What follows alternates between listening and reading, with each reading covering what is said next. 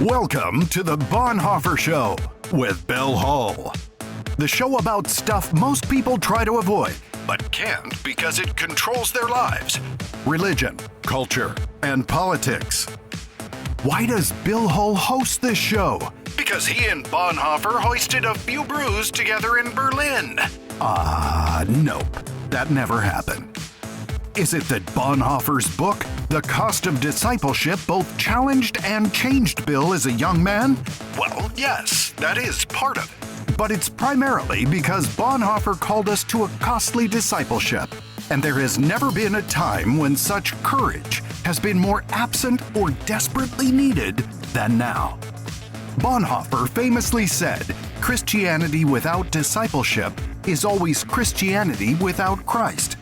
The Bonhoeffer Project is committed to turning leaders into disciple makers, because if leaders fail to create disciple-making movements, then we have failed. So, ladies and gentlemen, here he is. He's still tall and good-looking, and yes, he is wearing German cologne. He's acquired a few more underlying conditions. But direct from his underground bunker in Long Beach, California, the man who once told Don Henley, "You can check out anytime you want, but you can never leave," Bill Hull.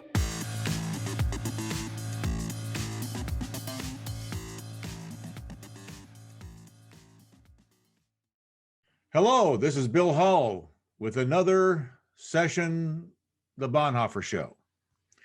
And we welcome you, and we hope that you are following along and subscribing. If not, please do. And tell your friends about this, all three of them.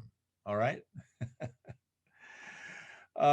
Whose mind is wasted now, evangelical or secular? This is my topic today, continuing on this article, The Wasting of the Evangelical Mind by Michael Lew in New Yorker Magazine. I thought there was enough there for me to riff on for a couple of programs, because I think this is right in the wheelhouse of where we're living. And so I just wanted to talk with you more about this today. To waste something, and that's what he's talking about, the wasting of the evangelical mind, means it has a better use than it got used for. A person who's with great intelligence could have been a scholar, they say. Instead, they became a drug addict, and we say, what a waste.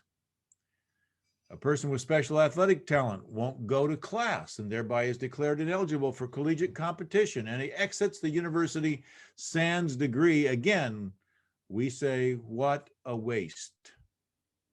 There has been and there will continue to be great waste in the church. What the church has been in the past 2,000 years has been enough to inspire billions of people, create great art and literature, and lead to the misery of millions as well. When it comes to waste, clergy flying around on private jets funded by donations, and fully robed priests saluting Adolf Hitler with uplifted right arms, well, they have no real rival, do they? We turn our attention back to Michael Lew's New Yorker article, The Wasting of the Evangelical Mind.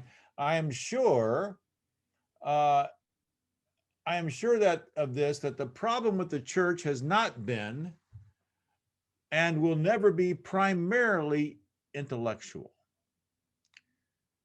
If you are intellectual and your heroes are intellectuals, and most of these intellectuals are secular minded, then of course all the problems with religion are intellectual. What is meant by intellectual here means are properly degreed elites of public intellectuals and intellectuals who agree and support the power centers of the ruling elites and their major organs. The organs are the New York Times, the Washington Post, the mainstream media, big tech, big corporations, big sports, and maybe everybody who believes that Annie Hall was the best movie ever. So anti-intellectualism is a problem. I don't like it. I lean more toward the intellectual. I think I feel a little bit like William F. Buckley when asked about being a conservative. He said, yes, I'm a conservative, but I'm not of the breed. And I think that culturally, a little bit, that's my issue. But anti-intellectualism a problem, but a very small problem for the existing church. Yes, it's writ large in conventional academia. But in most local congregations in America, the variety of minds and the level of minds are varied, and as human are unique from one another. Humans are unique from one another, I meant to say. The minds of most people are sufficient to understand the necessary principles and even nuances of spiritual life. Furthermore, even though most have not been schooled in streams of intellectual categories or vocabulary, they don't use the word milieu, or it seems to me, that phrase, which seemed to be used by anybody who has a doctorate a lot more than they need to. They don't seem to know as much as they need to know in order to be where they are doing what they're doing. But furthermore, even though most have not been schooled in streams of intellectual vocabulary, their minds joined to their souls provide wisdom to live good lives every day. Possessing the correct view is much more important than sheer brain power. If a person believes that in the beginning God created the heavens and earth, he is and has a clear advantage on the person who doesn't have a clue who is behind everything or what the meaning of created life is about. If you start with the wrong premise, as atheists do, as agnostics do, as skeptics begin with, which is no premise at all, really, or we don't really know much, but we are working on it, then regardless of how smart you are, one can only say, what a waste. Well, more on this in a moment, but right now we're going to listen to Steve Simmons, the man with the golden voice, as he tells us about what you should be doing with your life. Please just do this, 1, 2, 3, hop, and everything will be fine. All right? So listen to Steve. We'll be right back. We turn leaders into disciple makers. That's the mission of the Bonhoeffer Project. But before we can turn you into a disciple-making leader, we need you to be in a cohort. A cohort is a 1-year, 10-meeting, book reading, pray, wrestling, writing, planning challenge that has the potential to change you and thus redirect your life. Interested? Here's the process. Go to our website, thebonhoefferproject.com, and complete the application form. We will contact you. We will then help you select the type of cohort that's best for you. In person, online, or online school, which is asynchronous, so it's not affected by time zones and anyone in the world can access it. Oh, and training is now also available in Spanish. In the meantime, subscribe to the show, read one of Bill's books, and send us a question you want Bill or some member of the Bonhoeffer team to answer. And now, back to the show. All right, here we are, once again. This entire debate reminds me of two men arguing on an airplane. When the plane landed, when the skeptic told the Christian, one thing I'm sure of is that there is no such thing as absolute truth. The Christian smiled. And then he said, are you absolutely sure about that? Yeah, I think that the man didn't understand that what he had said was self-contradictory. His point was made. An opinion, even a scientific theory, is belief and faith-based. You have to have faith that science works because logic works, because your brain works. And that's a faith position. And that also that science will stay, the basic principles of science will stay the same, and they don't. The science is never in. If somebody tells you the science is all in, it isn't ever in. To say it's all in is anti-science. A scientist can only do science because he believes and has faith in their brain, the order and repetition of physical laws of the universe.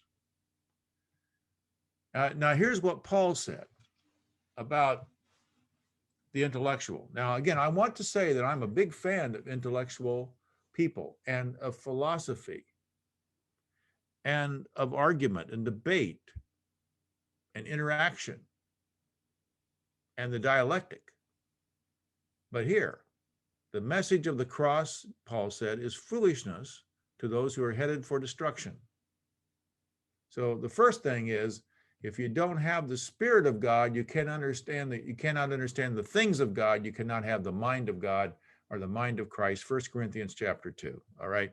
So it's just a non-starter. First of all, why is it those people can't grasp it? Because they can't grasp it. Because they lack one thing, the Spirit of God. But we who are being saved know it is the very power of God, as the scripture says. Now listen to these words very carefully. From a man who was very intellectual, extremely bright, Paul, I will destroy the wisdom of the wise. Okay, the wisdom of the wise. He says, I won't just tolerate it, I will destroy it. And discard, not just lay aside, but throw away the intelligence of the intelligent. Now, this is a real downer if you have spent most of your life in the academy, if you've banked everything on your ability to understand and use your reasoning power.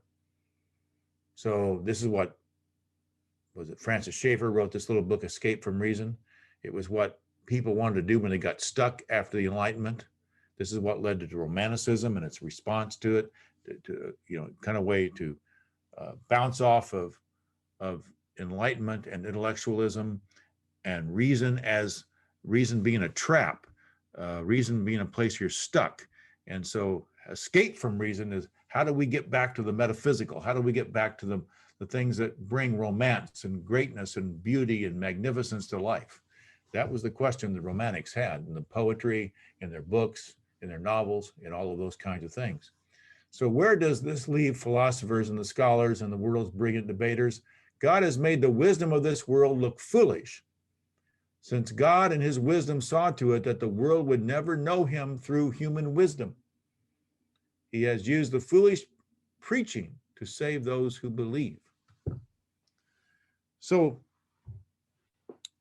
God's going to make it all, the wisdom of the world and their thoughts, look foolish, in that his message is, he says, God in his wisdom saw to it that the world would never know him through human wisdom.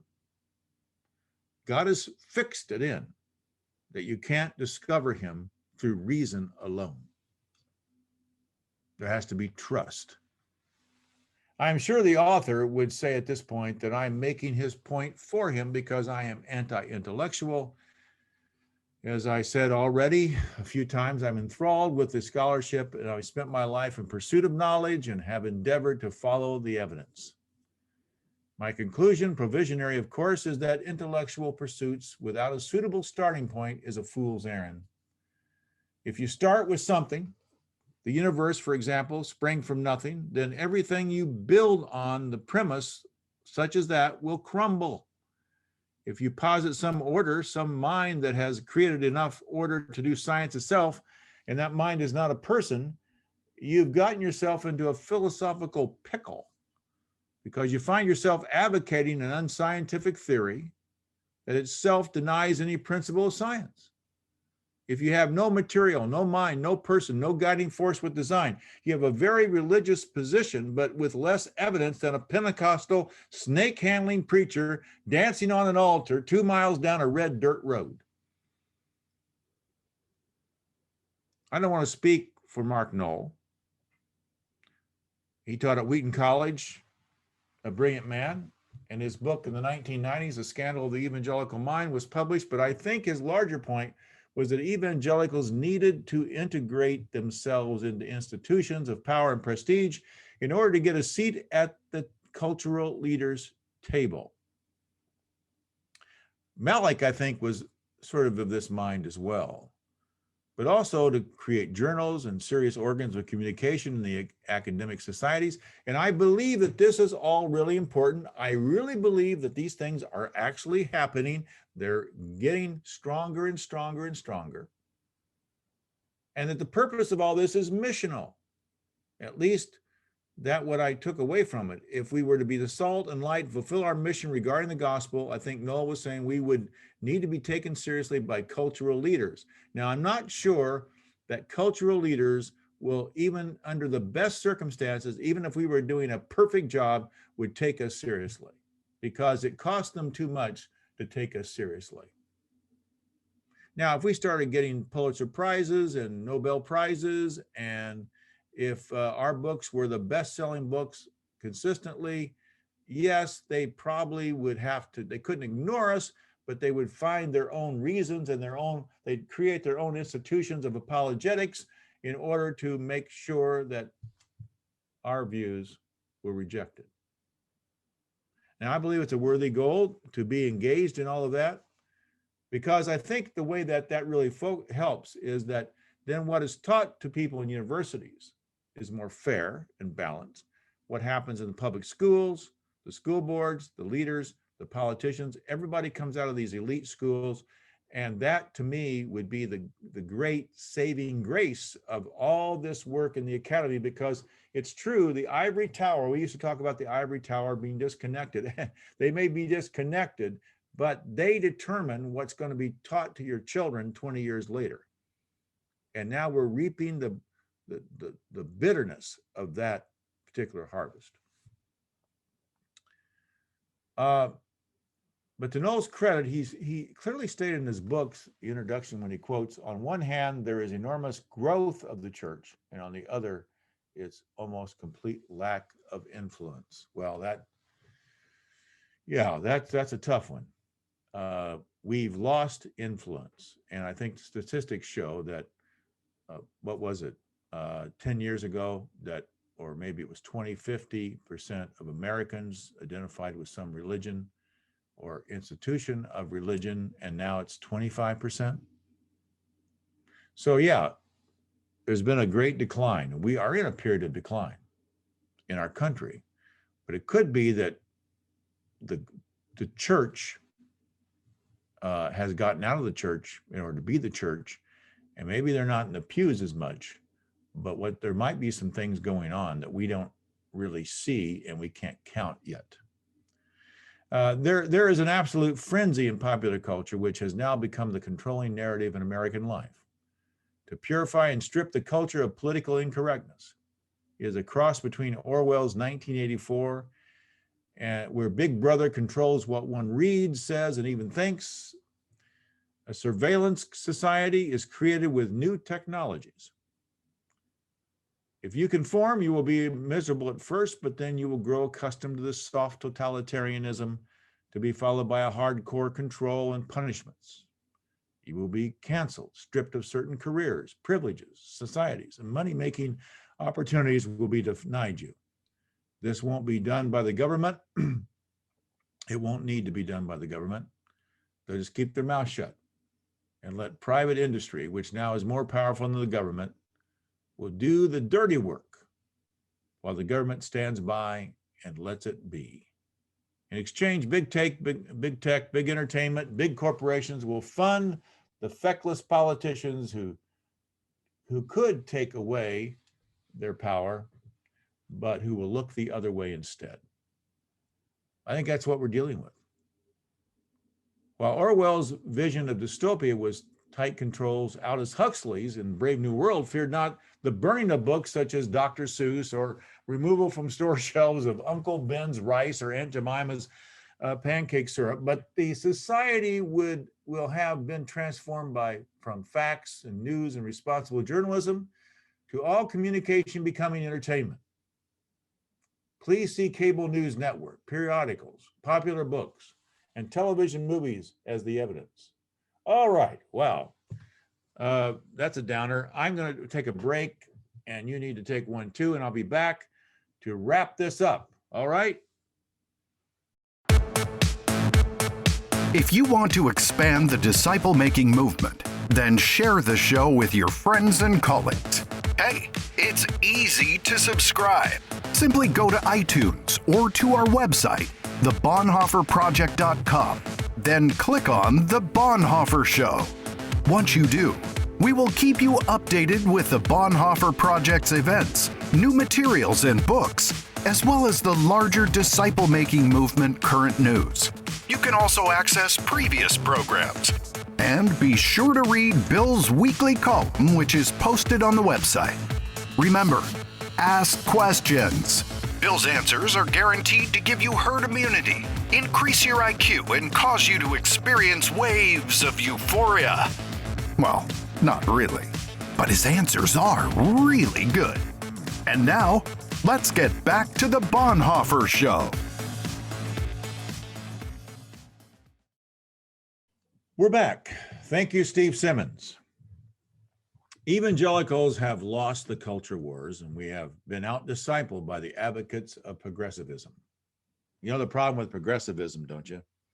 It has to progress. And it is. In more recent days, meaning in more recent days, I was reading a tract by Carl Trueman, a scholar from Grove City College. And he said the real scandal of the evangelical mind was the book, and has proposed that the actual scandal is not that there is no mind, but rather that there is no evangelical. All right, this could be interesting. He claims that because evangelicals has no well-defined theology and therefore a clear understanding of the gospel, which I'm not so sure I agree with that. Evangelicalism does have a theology, not much of an ecclesiology, but there is a theology that's basic, and I think there's wide agreement about.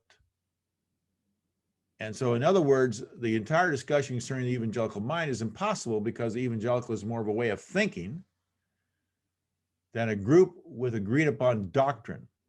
Okay, so this is sort of one of those partial truths. More importantly, evangelicals don't have an agreed upon ecclesiology like Lutherans have, or Anglicans have, or Catholics, or Presbyterians, or Eastern Orthodox. Now, yeah, that's true, but I'm not so sure that having this ecclesiology and having their apostolic successions, you know, every one of these Lutherans, Anglicans, Catholics, Presbyterian, Eastern Orthodox, they all have their apostolic progressions and hierarchies, and everybody gets the laying on of the hands down through the periods of generations. I don't know how that's really helped them that much, because most of these groups have had real problems, except the Eastern, maybe not Eastern Orthodox so much. The Presbyterians have had, problems with liberalism. Okay, each subset of the evangelical community holds to different versions of church purpose and polity and authority. That's true.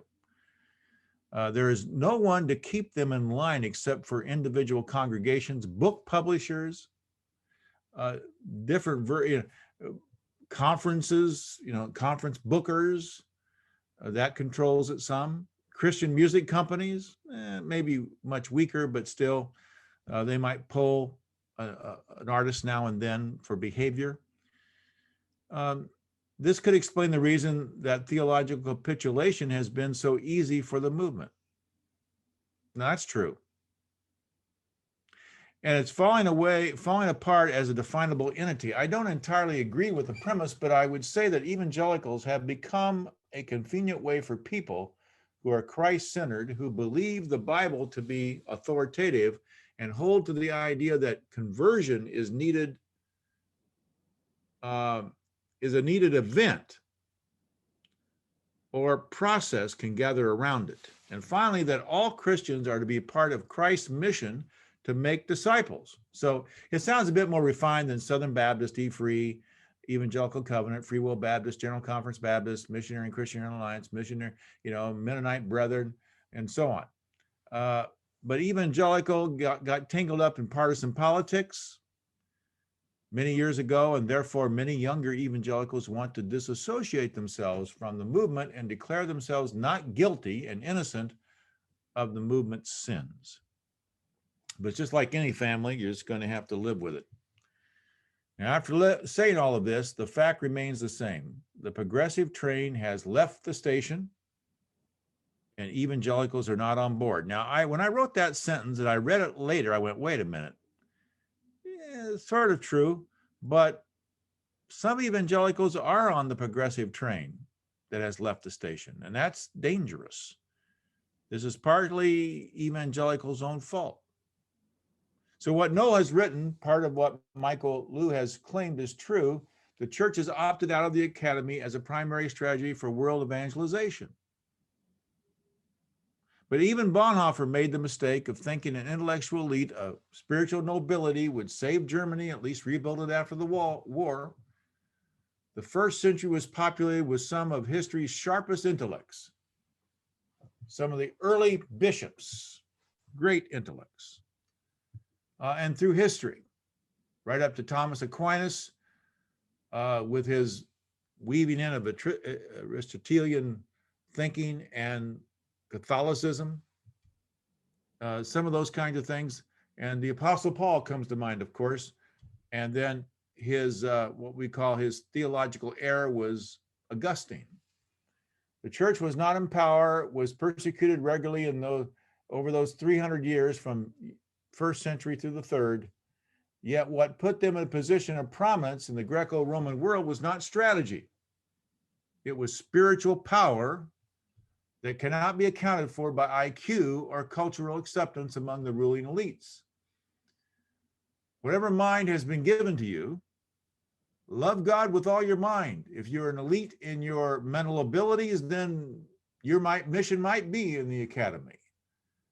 If you have other loves such as business, the arts, sports, mechanics, love God with all you've got in that field. Yes, intellectuals do matter and they do shape young minds and become leaders.